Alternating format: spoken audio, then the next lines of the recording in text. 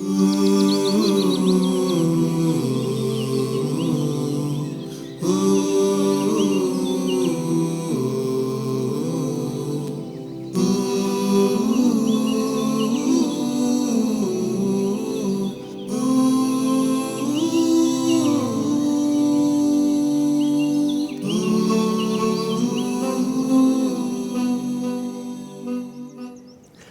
اللہ الرحمن الرحیم۔ ناظرین کرام، السلام علیکم ورحمۃ اللہ وبرکاتہ۔ پیغام ٹی وی کا پروگرام صبح وطن، اور میں ہوں آپ کا میزبان رانا محمد شفیع خان پسروری۔ ہمارے آج کے مہمان حسب روایت حضرت مفتی ڈاکٹر محمد اجمل بھٹی، جو علوم حدیث، علوم فقہ کے نہ صرف ماہر ہیں بلکہ کتاب و سنت کی روشنی میں رہنمائی فرماتے رہتے ہیں، آپ کے سوالات کے جوابات دیتے رہتے ہیں۔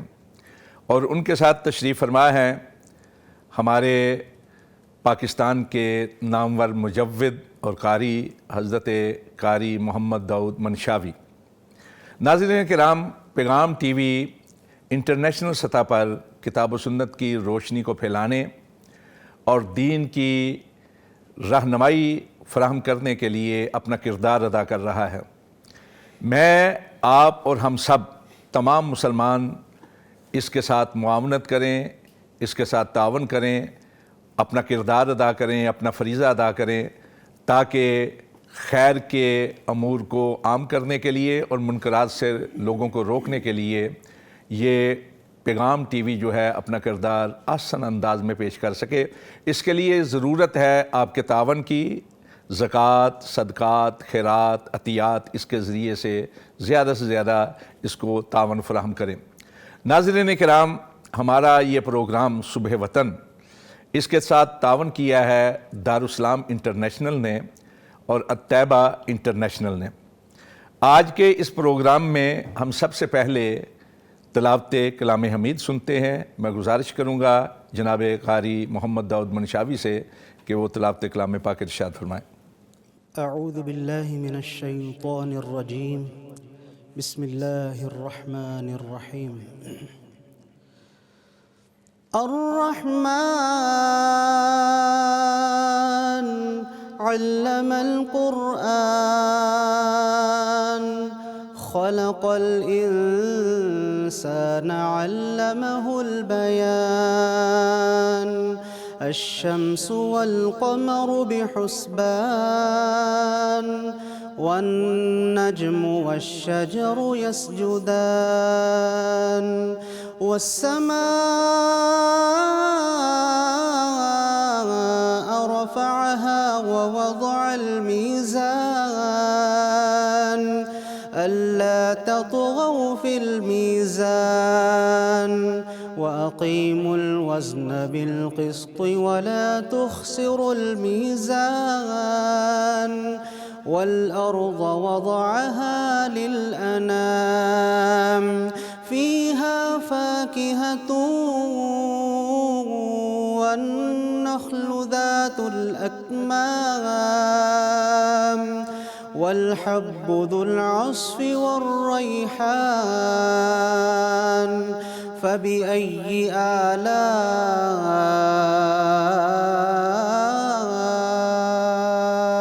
ربكما تكذبان، خلق الإنسان من صلصال كالفخار، وخلق الجان من مارج من نار، فبأي آلاء ربكما تكذبان، رب المشرقين ورب المغربين، فبأي آلاء ربكما تكذبان، مرج البحرين يلتقيان بينهما برزخ لا يبغيان فبأي آلاء ربكما تكذبان يخرج منهما اللؤلؤ والمرجان فبأي آلاء ربكما تكذبان وله الجوار المنشآت في البحر كالأعلام فبأي آلاء ربكما تكذبان كل من عليها فان كل من عليها فان ويبقى وجه ربك ذو الجلال والإكرام فبأي آلاء ربكما تكذبان صدق الله العظيم माशाल्लाह सुबहान अल्लाह। नाज़रीन किराम, तिलावत कलाम हमीद से हमारे आज के इस प्रोग्राम का आगाज़ हो चुका है। हस्ब रवायत हम हज़रत मुफ्ती साहिब से आज का वजीफ़ा भी पूछेंगे, लेकिन उससे पहले हम ये चाहेंगे कि जो तिलावत की है हज़रत कारी साहब ने, उसका थोड़ा सा खुलासा बयान फरमा दें। बिस्मिल्लाहिर्रहमानिर्रहीम। अल्हम्दुलिल्लाहि रब्बिल आलमीन वस्सलातु वस्सलामु अला अशरफिल अंबिया वल मुरसलीन अम्मा बाद। मोहतरम राना साहब, ये सूरह अर्रहमान सुबहान अल्लाह, रहमान का तारफ़ करा रही है माशाल्लाह। कि वो रहमान है कौन सी ज़ात, कौन सी हस्ती है। अल्लाह अकबर। वो हस्ती है जिसने हम इंसानों को बोलना सिखाया है, बोलने की तमीज़ सिखाई है, आदाब सिखाए हैं, बोलने के तरीके सिखाए हैं। सुबहान अल्लाह, सुबहान। वो रहमान कौन है? जिसने आसमान पैदा किए बुलंदो बाला, जिसने ज़मीन पैदा की, सुबहान अल्लाह। जिसके सामने इंसान, जिन, दरख्त, पहाड़ सब सजदा रेज़ हैं, सब उसकी तारीफ़ में मगन है। वो रहमान कौन है? जिसने तुम्हारे लिए फल पैदा किए। फल भी कौन से? जिसकी तय लगी होती है, जैसे केला अल्लाह है, अकबर, जैसे अल्लाह खजूर है।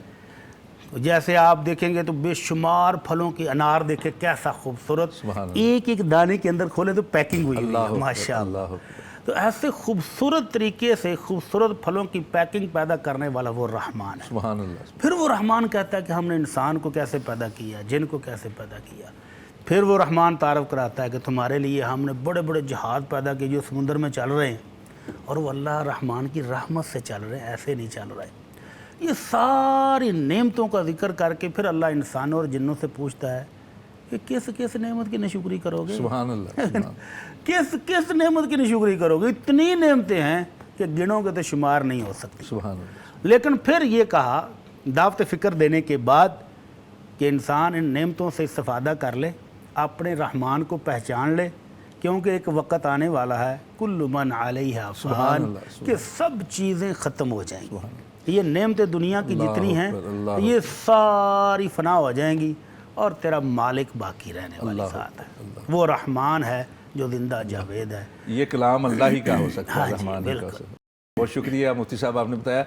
हस्ब रवायत हमारे इस प्रोग्राम में आप जो एक वजीफ़ा इरशाद फरमाते हैं हर दिन के हवाले से, तो आज का वजीफ़ा क्या है? जी बिस्मिल्लाह। आज का वजीफ़ा इमाम इब्न तैमिया रहमहुल्लाह फरमाते हैं कि नेकियों में से सबसे बड़ी नेकी है वो है इस्तिग़फ़ार।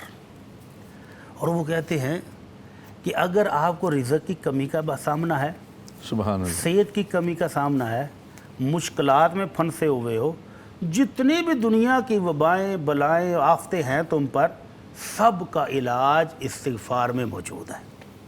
और नबी कायनात सल्लल्लाहु अलैहि वसल्लम फरमाते हैं तूबा लिमन वुजिदा फ़ी सहीफ़तिही इस्तिग़फ़ारन कसीरन, کہ جس بندے کے نامہ اعمال میں قیامت والے دن کثرت سے لکھا ہوا استغفار نکل آیا، اللہ اس کے لیے تو توبہ ہے۔ توبہ کیا ہے؟ جنت ہے۔ سبحان اللہ۔ جنت کے اندر ایک درخت کا نام بھی توبہ ہے۔ تو اللہ کے نبی خود صلی جنت اللہ کا علیہ نام بھی وسلم، توبہ ہے، جنت میں ایک درخت کا نام بھی توبہ ہے۔ اور توبہ کہتے ہیں جنت کی خوشخبری کو بھی، کہ اللہ کے نبی صلی اللہ علیہ وسلم کی زبان اقدس سے اس بندے کو جنت کی خوشخبری ہے جس کے نامہ اعمال میں کثرت سے استغفار نکل آئے۔ اللہ اکبر۔ استغفار کیا ہے؟ اپنے گناہوں کی معافی، ندمان، پشیمان، شرمندگی اظہار کرے، استغفر اللہ الذی لا الہ الا هو الحی القیوم واتوب الیہ، کہ اللہ تو پاک ہے، تو زندہ اور قائم رہنے والی ذات ہے، گناہ گار میں ہی ہوں، غلطی میرے سے ہی ہوئی ہے، اللہ معاف کر دے۔ تو یہ اظہار کرتا رہے اور کثرت سے کرتا رہے۔ کتنا کرنا چاہیے؟ حدیث اس تو کے کوئی کہتی خاص ہے، الفاظ تو نہیں ہیں؟ الفاظ تو نبی مخصوص کوئی کائنات صلی اللہ علیہ وسلم کے ایک الفاظ تو یہی ہیں جو میں نے ابھی بیان کی ہے، استغفر اللہ الذی لا الہ الا هو الحی القیوم واتوب الیہ۔ اور دوسرا وہ بھی جو اس کو ہمارے ہاں آیت کریمہ کہتے ہیں، لا الہ الا انت سبحانک انی کنت من الظالمین۔ اور تیسرا وہ بھی ہے سید الاستغفار۔ استغفار۔ اور چوتھا اگر مختصر پڑھنا چاہے تو استغفر اللہ، صرف استغفر اللہ بھی کہہ سکتے استغفر اللہ، استغفر اللہ۔ سبحان اللہ۔ تو یہ پڑھتا رہے۔ نبی کائنات کے بارے میں سیدنا انس رضی اللہ تعالیٰ عنہ فرماتے ہیں کہ ہم آپ کی مجلس میں بیٹھے ہوئے آپ کو 100 مرتبہ استغفار کرتے ہوئے بھی سنا کرتے تھے۔ سبحان اللہ۔ تو کائنات کے سردار یعنی ایک ایک دن میں 100 بار۔ 100 بار ایک دن میں اور ایک مجلس میں بھی۔ تو جس کائنات کے سردار کے اللہ رب العزت نے یعنی ذکر تو وہ کرتے ہی رہتے تھے، لیکن مختلف مراحل میں جو مراتب ہیں وہ 100 بار ہوتے وہ 100 بار ہو گئے۔ تو اللہ کے نبی صلی اللہ علیہ وسلم جن کا جنت میں محل بھی وہاں ہے جہاں کسی دوسرے نبی کا بھی نہیں ہے، جن کا مقام اور مرتبہ پہلے سے طے شدہ ہے، وہ ہمیں سبق دینے کے لیے، امت کو سمجھانے کے لیے ایک مجلس میں بھی اتنی بار استغفار کرتے تھے۔ تو اللہ تعالی ہم سب کو بھی توفیق دے، ہمارے نامہ اعمال میں بھی کثرت سے استغفار لکھا جائے۔ اور ہمارے وہ ناظرین جو ہمیں پوچھتے ہیں جی وظائف بتائیں جی، مجھے نوکری نہیں مل رہی، میرے گھر میں پریشانی ہے جی، میری شادی نہیں ہو رہی جی، مجھے یہ مسئلہ ہے، مجھے یہ مسئلہ ہے، یہ مجھے، تو ان تمام مسائل کا حل کثرت استغفار۔ سبحان۔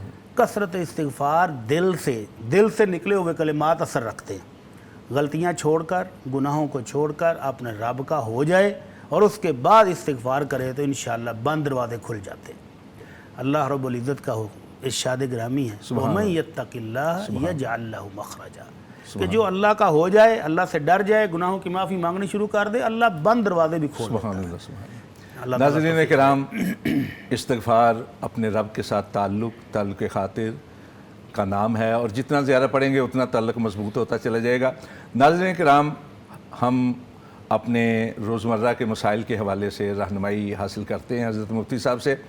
آپ کی ٹی وی سکرین پر نمبر چل رہا ہوگا، یاد دہانی کے لیے میں دہرا دیتا ہوں، 1117000000۔ اس نمبر پہ آپ براہ راست بھی کال کر سکتے ہیں، اور اگر پروگرام ختم ہو چکا ہو تو اس کے بعد بھی اپنا سوال جو ہے وہ لکھوا سکتے ہیں۔ حضرت مفتی صاحب، ہمارے پاس جو لکھے ہوئے یعنی پہلے سے سوال آئے ہوئے ہیں، ان میں پہلا سوال یہ ہے آج کا کہ ہم اسلام کی عمر، انہوں نے عمر کا لفظ بولا ہے، کہ اس کا آغاز ہم ہجری سے کیوں کرتے ہیں، آغاز وحی سے کیوں نہیں کرتے؟ اچھا، میرا خیال ہے کہ سوال میں تھوڑا سا وہ پوچھنے میں اپنے رہ گئے ہیں۔ وہ اصل میں پوچھنا یہ چاہتے ہیں کہ ہم جب بھی بات کرتے ہیں ہم کہتے ہیں فلاں سن ہجری، فلاں سن ہجری، فلاں سن ہجری، یعنی جو تقویم ہے، اسلامی کیلنڈر ہے، اس کا آغاز ہجری سے کیوں کرتے ہیں؟ تو انہوں نے کہا کہ عمر کا آغاز ہم آغاز وحی سے کیوں نہیں کرتے؟ صحیح بات کی ہے انہوں نے۔ تو نبی کریم صلی اللہ علیہ وسلم کے دور سے جب آپ کو نبوت ملی، وہاں سے شروع کیا جانا چاہیے تھا، لیکن چونکہ اسلامی سال کی تقویم شروع ہی جب کی گئی تو سب سے پہلے ہجری محرم سے شروع کی گئی۔ کیوں؟ ایک تو عرب کے ہاں پہلے سے چلا آ رہا تھا اسلامی کیلنڈر، کہ ان کے ہاں بھی سال کی ابتدا محرم ہی سے کی جاتی تھی، یعنی جیسے وہ فارغ ہوتے حج سے، ہاں حج سے فارغ ہو کر گئے ہیں، تو اب مسلمانوں نے بھی سوچا روزمرہ کے معاملات جو ہیں، روزمرہ کے معاملات کہاں سے شروع کریں، مشورہ کیا سیدنا عمر رضی اللہ تعالیٰ عنہ نے اپنی مشورہ سے، اپنی کابینہ سے، تو انہوں نے مشورہ دیا کہ اللہ کے نبی صلی اللہ علیہ وسلم ہجرت کر کے بھی تشریف لے آئے ہیں، حج سے جب حاجی فارغ ہو کے آتا ہے کہ یوم ولدت امہ، تو وہ گناہوں سے ایسے پاک ہو کے آتا ہے جیسے اب بالکل دنیا میں پہلے دن آیا ہے تو نئی زندگی شروع کر رہا ہے۔ تو یہ 2-3 چیزیں تھیں۔ بیعت عقبہ اولا ہوئی تو وہ بھی بعد میں محرم آیا، تو حج سے واپس آتے ہیں حاجی تو محرم شروع ہوتا ہے، ہجرت کر کے نبی علیہ السلام پہنچے تو محرم آیا۔ تو ان 3 چیزوں کو سامنے رکھتے ہوئے جب سیدنا عمر رضی اللہ تعالیٰ عنہ کے دور میں کیلنڈر کی ضرورت پڑی تو انہوں نے بھی اسلامی سال کی ابتدا محرم سے کی، تو اس لحاظ سے سال کا کیلنڈر جو ہے وہ محرم سے شروع ہوتا ہے۔ ویسے اگر شروع کر لیا جاتا نبوت نبوی سے تو بھی بہت بہتر تھا، لیکن صحابہ کرام کا عمل، اللہ کے نبی صلی اللہ علیہ وسلم کا خود اپنا فرمان ہے، علیکم بسنتی وسنت الخلفاء الراشدین المہدیین، کہ میرے ہدایت یافتہ خلفاء راشدین کی سنت پر عمل کرنا۔ تو چونکہ عمر فاروق رضی اللہ تعالیٰ عنہ کے دور سے یہ کیلنڈر جاری ہے، اس لیے ہم اس کی ابتدا محرم سے کرتے ہیں۔ یعنی تاریخی حوالہ دینے کے لیے ہم کرتے ہیں، ہاں جی، ورنہ اسلام کا آغاز تو رسول پاک کی بعثت سے ہوا تھا، بالکل۔ اور رسول پاک کی ولادت کے حوالے سے بھی ہم واقعات پہ بحث کر سکتے ہیں، لیکن احکامات وہ ہیں جو نبوت کے ساتھ۔ یہ نبوت کے ساتھ ہے۔ جی۔ اچھا، دوسرا سوال جو ہے نا مفتی صاحب وہ یہ ہے، ایک آدمی کہتا ہے کہ میں ایک فیکٹری میں ملازم تھا، وہاں کچھ غبن ہوئے، کچھ بے ضابطگیاں ہوئیں، اس کی وجہ سے فیکٹری والوں نے ملازموں کو نکال دیا، ان میں سے مجھے بھی نکال دیا۔ اب میرا اس میں کوئی یعنی جرم نہیں تھا، مجھے اس سارے معاملات کا پتہ نہیں تھا، خبر نہیں تھی، لیکن جب لپیٹے میں آئے تو گندم کے ساتھ گیہوں کے ساتھ کیا کہتے ہیں، گیہوں بھی پیس جاتی ہے۔ تو بہرحال یہ کہتے ہیں کہ اس کے بعد میں نے کیس کیا لیبر کورٹ کے اندر، تو مجھے وکیل نے یہ بتایا کہ لیبر لاز کے مطابق اگر کسی کو بے گناہی کی وجہ سے نکالا گیا ہو اور پتہ چل جائے کہ یہ بے گناہ ہے تو اس کو ایک تو پچھلے پیسے دیے جاتے ہیں سارے کے سارے، اور پیشگی بھی وہ پیسے چاہے تو لے سکتا ہے، اور حد کے عزت کا دعویٰ کر کے وہ مزید پیسے لے سکتا ہے اپنی عزت، اپنی حیثیت کے مطابق۔ تو مجھے یہ بتائیں کہ کیا شرعی طور پر یہ میرے لیے رقوم لینی جائز ہیں یا نہیں ہے؟ ہاں جی، جب ملک کے قانون میں موجود ہے اور جس طرح انہوں نے ظلم اور زیادتی کر کے ان کو بے روزگار بھی کیا اور ان کو معاشرے میں ان کی عزت پر بھی حرف آیا، تو اب چونکہ ملکی قوانین اور فیکٹری کے قوانین کے اندر اگر یہ چیز موجود ہے اور اسلامی لاء کے مطابق یا قانون کے مطابق ان کو یہ حق دیا جاتا ہے تو ان کو لینا جائز ہے، بالکل ٹھیک ہے، شرعی طور پر شرعی طور پر کوئی حرج نہیں ہے۔ ازالہ ہاں جی، ازالہ حیثیت اور رسوم بھی اسے کہتے ہیں۔ جی بالکل۔ رہنمائی کا شکریہ۔ ناظرین کرام، یہاں وقت ہوا ہے ایک چھوٹے سے وقفے کا، وقفے کے بعد حاضر ہوں گے اور انشاءاللہ مزید رہنمائی حاصل کریں گے۔